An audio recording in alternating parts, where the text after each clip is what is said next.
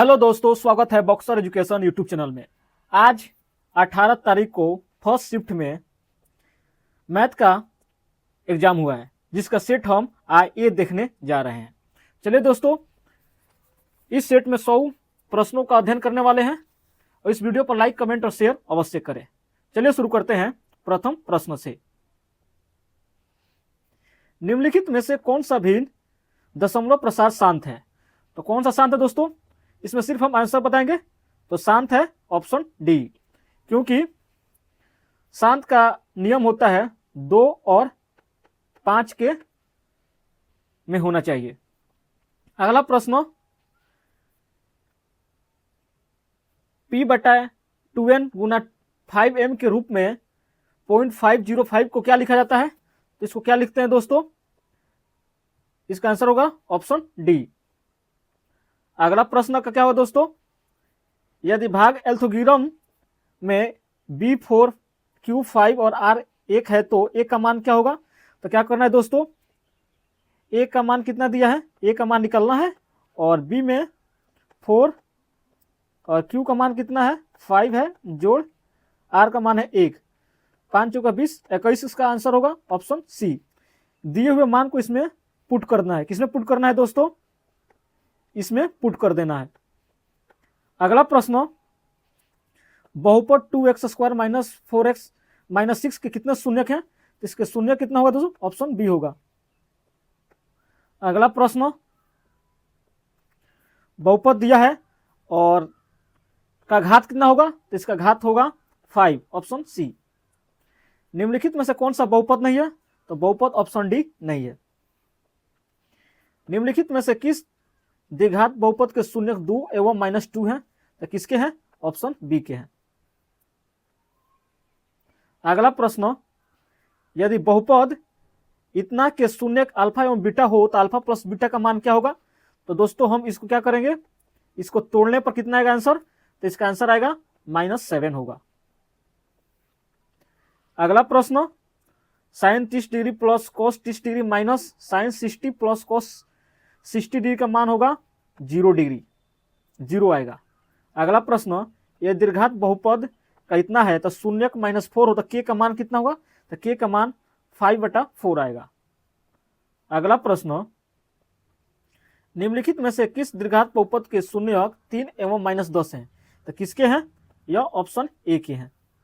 अगला प्रश्न, यदि किसी दीर्घात बहुपद के शून्यकों का योगफल 3 एवं उसके गुणनफल -2 है तो वह दीर्घात बहुपद है। तो कौन सा होगा इसका आंसर? इसका करेक्ट आंसर ऑप्शन ए होगा। अगला प्रश्न, यदि px x4 minus 2x³ plus 7x² minus 4x plus 30 को इतना से भाग दिया जाए तो उसका भागफल का घात कितना होगा? तो इसका घात होगा 3 होगा। अगला प्रश्न, दिए गए समीकरण को कितने हल होंगे? तो इसके हल अनगिनत होंगे। दो रैखिक समीकरणों के लेखाचित्र यदि समानांतर हो तो हलों की संख्या क्या होगी? इसकी हलों की संख्या इनमें से कोई नहीं होगी।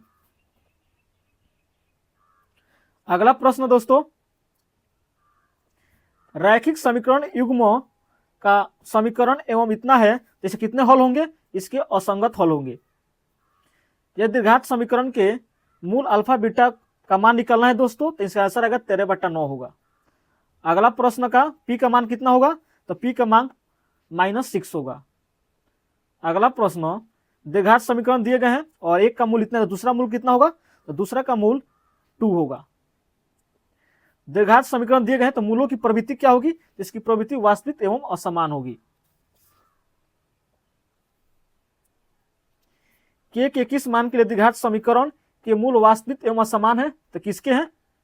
9, के का 9 होगा। यदि बहुपद px का एक शून्यक 2 है तो निम्नलिखित में से कौन px का एक गुणनखंड होगा? जिसे गुणनखंड x-2 होगा। यदि बहुपद दिया है शून्यक अल्फा एवं बीटा हो तो अल्फा गुना बीटा का मान कितना होगा? तो इसका मान होगा b/c होगा। निम्नलिखित में से कौन दीर्घात समीकरण है? तो दीर्घात समीकरण है ऑप्शन बी। निम्नलिखित में से कौन दीर्घात समीकरण नहीं है? तो दीर्घात समीकरण कौन है? ऑप्शन डी यह करेक्ट आंसर है। दीर्घात समीकरण दिए गए हैं, तो इसका विवेचक कितना होगा, तो विवेचक का फॉर्मूला होता है d equal to B square minus 4ac होता है। इस सूत्र पर बैठाएंगे तो इसका विवेचक कितना आएगा, 1 आएगा, ऑप्शन ए। निम्नलिखित में से कौन बिंदु x इक्वल टू 2 के रेखा चित्र पर है, तो कौन है, इनमें से सभी पर है। यदि p+1 के समानांतर श्रेणी में है तो p का मान कितना होगा, तो p का मान 2 होगा। समानांतर श्रेणी का सार्व अंतर कितना है, तो सार्व अंतर 4 होगा। इसका फॉर्मूला होता है an equal to a plus n minus 1 into D, इसी फॉर्मूला पर बनेगा। समानांतर श्रेणी में कौन सा पद 38वां पद क्या होगा, तो 38वां पद या 12वां पद होगा। यदि समानांतर श्रेणी का 5वां पद 11 और सार्व अंतर 2 है तो इसका प्रथम तथा पद क्या होगा, इसका प्रथम पद 3 होगा। nवें पदों वाले समानांतर श्रेणियों का योग n स्क्वायर 2n 1 है तो छठा पद क्या होगा, इसका छठा पद 29 होगा। अगला प्रश्न, कौन सा समानांतर श्रेणी में है, ऑप्शन सी समानांतर श्रेणी में। निम्नलिखित में कौन समानांतर श्रेणी में नहीं है, ऑप्शन डी। समानांतर श्रेणी दिया गया है तो 20 पदों का योगफल कितना होगा, तो इसका योगफल ऑप्शन सी होगा। ये कौन सा फॉर्मूला बनेगा, Sn equal to n/2 2a n-1 into D formula पर बनेगा। निम्नलिखित में से किसका मान 1 के बराबर है, तो यह ऑप्शन डी। दिए हुए का मान कितना होगा, इसका मान ऑप्शन ए आएगा। tan 30 डिग्री का मान कितना होता है, तो 1/√3 होता है। cos 60 डिग्री का मान कितना होता है, तो इसका मान कितना होगा दोस्तों, यह 1/2 होगा। दिए हुए का मान कितना होगा, तो इसका मान 0 डिग्री होगा। इसका मान क्या होगा दोस्तों, अगला प्रश्न का, तो इसका मान कौशिक होगा। तो दिए हुए प्रश्न का इसका मान क्या होगा दोस्तों, तो इसका मान होगा 1। अगर थीटा 45 है तो साइन और कॉस थीटा का मान कितना होगा, √2। यदि थीटा 30 डिग्री है तो इसका मान क्या होगा, तो इसका मान tan 60 डिग्री होगा। यदि tan थीटा 12/5 है तो साइन थीटा का मान क्या होगा, 12/13। इस दिए गए का मान कितना होगा, 1 आएगा। आप लोग दोस्तों अध्ययन कर लीजिएगा, हम सिर्फ आंसर बता रहे हैं। ए का मान कितना होगा, तो ए का मान 90 डिग्री। tan थीटा का मान कितना होगा, तो ऑप्शन बी होगा। इसका मान कितना होगा दोस्तों, इसका मान आएगा ऑप्शन बी करेक्ट आंसर होगा। y अक्ष पर स्थित किसी बिंदु का रूप क्या है, तो इसका रूप क्या है, 0 और x है। अगला प्रश्न, इसके बीच की दूरी क्या होगी, 8।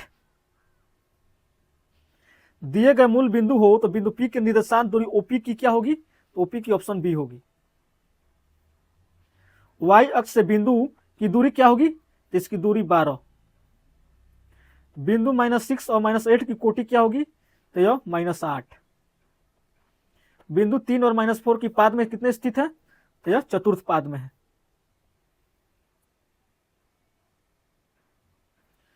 दिए गए बिंदु द्वितीय चतुर्थांश में कौन सा है, तो द्वितीय चतुर्थांश में ऑप्शन सी है। बिंदु इतना इतना मिलाने को मध्य बिंदु निर्देशांक क्या होगा, तो यह ऑप्शन बी होगा। रेखाखंड AB के मध्य बिंदु इतना और बिंदु A का नियतांक इतना है तो बिंदु B का नियतांक कितना होगा, तो ऑप्शन बी करेक्ट आंसर होगा। वृत्त के व्यास के सिरों का निर्देशांक इतना है तो वृत्त के केंद्र का निर्देशांक कितना होगा, तो यह ऑप्शन बी होगा। यदि किसी त्रिभुज के शीर्षों का निर्देशांक कितना है तो त्रिभुज का केंद्र का निर्देशांक कितना होगा, यह ऑप्शन डी होगा। अगला प्रश्न, ABC का क्षेत्रफल कितना होगा, तो इसका क्षेत्रफल 6 आएगा। tan 10, tan 23, tan 80 और 67 डिग्री का मान 1 होता है। दो समरूप त्रिभुजों का क्षेत्रफल का अनुपात दिया है तो संगत भुजाओं का अनुपात क्या होगा, 10:12 होगा। किसी वृत्त को दो अलग बिंदुओं पर छेदित करने की रेखा क्या है, तो यह छेदन रेखा है। दो समरूप त्रिभुजों की संगत भुजाएं का अनुपात दिया है तो त्रिभुज के क्षेत्रफल का अनुपात 16:81। BC 3 EF 4 सेंटीमीटर है तो ABC क्षेत्रफल 54 है तो DF का क्षेत्रफल कितना होगा, यह 96 सेंटीमीटर। AC का मान क्या हो दोस्तों? AC का मान 5 सेंटीमीटर। वही इसमें कौन सा सही है? इसमें सही कौन है दोस्तों? इसमें ऑप्शन ए सही है। F का मान क्या होगा? तो F का मान 60 डिग्री होगा। दो प्रच्छेदी बिंदु के उपनिष्ठ स्पर्श रेखाएं क्या है? तो यह 2 है। किसी बाह्य बिंदु P से B पर PA और PB को स्पर्श रेखाएं खींची गई है, तो यदि PA 8 है तो PB क्या होगी? तो PB 8 सेंटीमीटर होगी। कोण PQA का मान क्या होगा? तो POA का मान क्या होगा दोस्तों? यह 40 डिग्री होगा। स्पर्श बिंदु से होकर जाने वाली त्रिज्या कितने डिग्री कोण बनाती है? तो यह 90 डिग्री का। दो वृत्तों की त्रिज्याओं का अनुपात इतना है तो क्षेत्रफल का अनुपात क्या होगा? 9:16 होगा। 42 सेंटीमीटर त्रिज्या वाले वृत्त के उस त्रिज्यखंड की केंद्रीय कोण 30 डिग्री, तो क्षेत्रफल कितना होगा? तो उसका क्षेत्रफल 462 सेंटीमीटर होगा। वृत्तों की परिधियों का अनुपात इतना है तो त्रिज्याओं का अनुपात कितना होगा? 5:7 होगा। इसका मान कितना आएगा दोस्तों? 7 आएगा। और इसका मान कितना होगा? तो इसका मान होगा A² + B²। तो मीनार की ऊंचाई कितनी होगी दोस्तों? तो इसकी मीनार की ऊंचाई 10√3 मीटर होगी। और पृथ्वी से 30 मीटर ऊंचाई पर है और डोर 60 डिग्री कोण बनाती है, डोर की लंबाई कितनी होगी? 20√3 मीटर होगी। दो गोलों के आयतनों का अनुपात इतना है तो उनके पृष्ठीय क्षेत्रफल का अनुपात क्या होगा? तो पृष्ठीय क्षेत्रफल का अनुपात 16:25 होगा।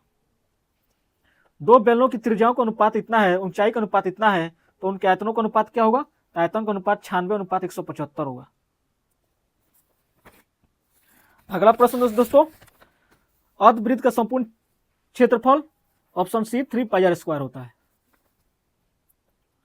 अगला प्रश्न, इसकी तिर्यक ऊंचाई कितनी होगी? तो तिर्यक ऊंचाई 20 सेंटीमीटर की होगी। और घन के विकर्ण की लंबाई इतना है तो कोर की लंबाई क्या होगी? तो कोर की लंबाई 2 सेंटीमीटर की होगी। किसी घन का किनारा 2 गुना हो जाने पर कुल पृष्ठीय क्षेत्रफल का कितना गुना होगा? तो यह 4 गुना होगा। किसी गोले के कुल पृष्ठीय क्षेत्रफल और उसकी त्रिज्या के एक अर्ध गोले का कुल पृष्ठीय क्षेत्रफल का अनुपात क्या होगा? ऑप्शन डी होगा। यदि किसी अर्ध गोले के वक्र पृष्ठीय क्षेत्रफल इतना है तो त्रिज्या कितनी होगी? तो इसकी त्रिज्या 14 सेंटीमीटर की होगी। sin² + sin4 का मान कितना होगा? तो इसका मान 0 डिग्री 0 होगा दोस्तों। इसका मान कितना आएगा? तो इसका मान कितना होगा? sec² होगा। वर्गों की लंबाई कितनी होगी? तो इसकी लंबाई 3 होगी। तो सबसे बड़ी संख्या क्या है? तो सबसे बड़ी संख्या 9 है। 6 सम प्राकृतिक संख्याओं का माध्य 7। इसका मान कितना होगा? तो इसका मान कितना होगा दोस्तों? cosec² फॉर्मूला है। बहुलक कितना होगा? जो संख्या ज्यादा होगा उसकी वही बहुलक होगा 5। यह किसके बराबर है? तो यह ऑप्शन सी का आंसर करेक्ट होगा। 2 पासा एक साथ फेंका जाता है तो प्रायिकता कितनी होगी? तो इसकी प्रायिकता 1/6। 2 सिक्कों को उछालने पर इसकी प्रायिकता कितनी आएगी? 1/4।